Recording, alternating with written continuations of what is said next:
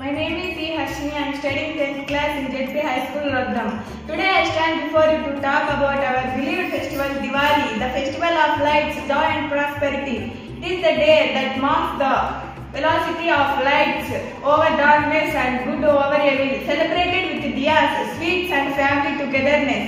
However, in our enthusiasm, the way we often celebrate has unintentionally begun to cast a shadow on the very essence of the festival, especially on our environment. This is why it is time we embrace the concept of Harita Diwali or Green Diwali. Harita Diwali is not about slipping the celebration, it is about celebrating sustainably and meaningfully. It is a call to return to the original, pure spirits of Deepavali. Friends, the message of Diwali is the triumph of good over evil.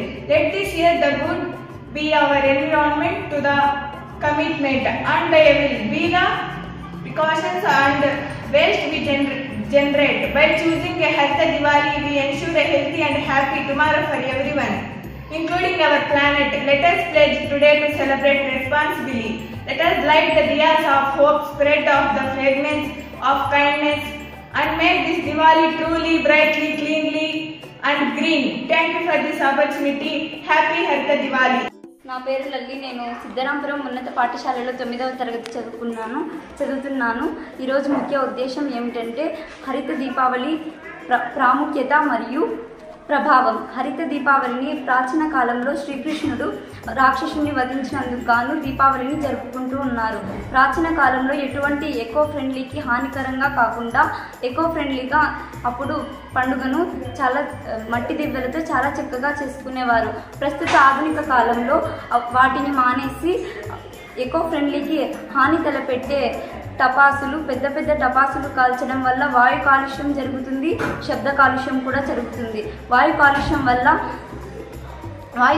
వల్ల ఎన్నో జీవులు ప్రాణాలు వదులుతున్నాయి. ఎందుకంటే వాయు కాలుష్యం జరగడం వల్ల వాటిని పీల్చుకొని జీవులే కాదు చెట్లు కూడా ప్రాణాలు కోల్పోతున్నాయి. శబ్ద కాలుష్యం వల్ల చాలామంది చిన్న పిల్లలు, చిన్న చిన్న జంతువులు కూడా చనిపోతున్నాయి. ఇంతటితో నా ప్రసంగాన్ని ముగిస్తున్నాను. అందరికీ హ్యాపీ దీపావళి. పటాకులు కాదు, ప్రకాశమే మన పండుగ. నా పేరు ఎం పుష్పాంజలి. నేను జెడ్పీ హై స్కూల్ సిద్ధరాంపురంలో 9వ తరగతి చదువుతున్నాను. మనము హరిత దీపావళి గురించి తెలుసుకున్నాము. ఇది చాలా ముఖ్యమైన అంశాలు. హరిత దీపావళి అనేది దీపాలతోనే చేయవలసిందిగా కోరుతున్నాను. హరిత దీపావళి అనేది ఎంతో ప్రాముఖ్యత అయిన పండుగ. అందరూ దీపాలతో చేసుకుంటాము. కొంతమంది ఫైర్ క్రాకర్స్ వాడద్దండి, ఎందుకంటే వాతావరణం కాలుష్యం చాలా అవుతుంది. పక్షులు జంతువులు దాని శబ్దానికి, ఫైర్ క్రాకర్స్ శబ్దానికి చాలా చనిపోతున్నాయి. మరియు మనం పీల్చే గాలి, వాయువు అన్నీ దెబ్బతింటున్నాయి. అందువల్ల ఎవరు క్రాకర్స్ని వాడకూడదు. అందుకు దీపావళి పండుగ బదులు వెలుగుల పండుగ అని చెప్తాం. ప్రకృతిని రక్షిద్దాం, వెలుగుని ఆహ్వానిద్దాం.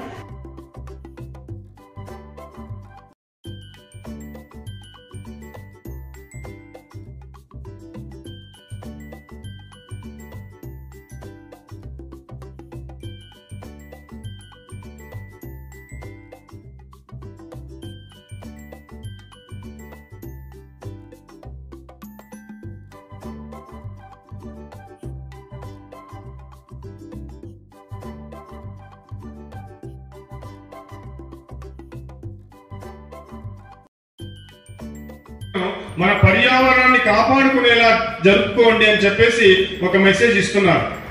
అర్థమవుతుందా?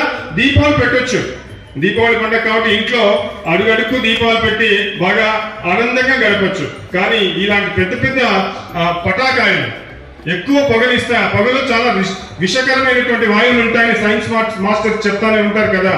మరి అవి ఎందుకు యూజ్ చేస్తున్నారో అర్థం కావట్లేదు.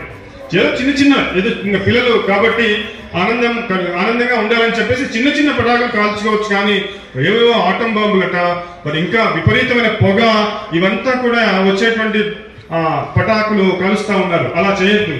హరిత దీపావళిగా పాటించండి ప్రతి దీపావళి పండుగను. అప్పుడు ప్రజలందరూ హాయిగా ఉంటారు, పర్యావరణానికి ఎలాంటి దెబ్బ ఉండదు. ఎందుకంటే మన ఈ వాతావరణంలో మనం పీల్చుకునే వాయువు ఏది? ఆక్సిజన్ కదా.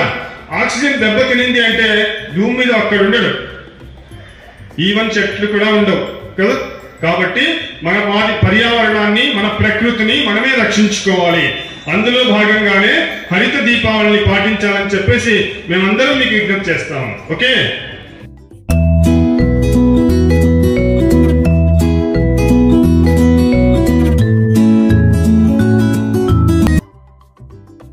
నా పేరు టి శ్వేత. నేను జిల్లా పరిషత్ బాలికల ఉన్నత పాఠశాల గోరంట్లలో చదువుతున్నాను.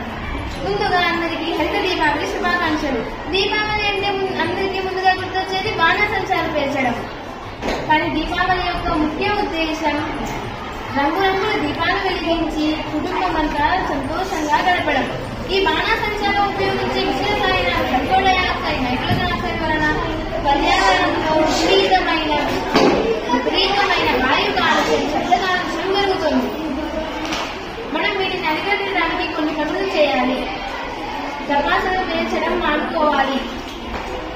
ఎందుకంటే ఈ టపాసులు పేల్చడం వలన పర్యావరణం కలుషితమవుతుంది, డబ్బులు కూడా వృధా అవుతున్నాయి. అదే డబ్బులను అనాథ బాలలకు, అనాథ వృద్ధులకు ఖర్చు పెట్టినట్లయితే వాళ్ళ ముఖంలో సంతోష దీపావళి చూడవచ్చు.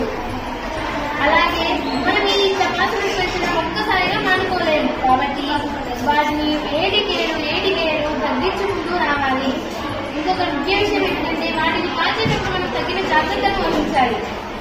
కాటన్ దుస్తులు, నూనె వస్తువులు మాత్రమే మనం ధరించాలి. వాటిని కాల్చేటప్పుడు ఖచ్చితంగా మనం కళ్ళజోడు ధరించాలి. ఇలా కళ్ళజోడు చూసుకోవాలి. అలాగే చిన్న పిల్లలను టపాసులకు దూరంగా ఉంచాలి. ఈ జాగ్రత్తలు వహించి మనం దీపావళి ఆనందంగా చేసుకోవాలి.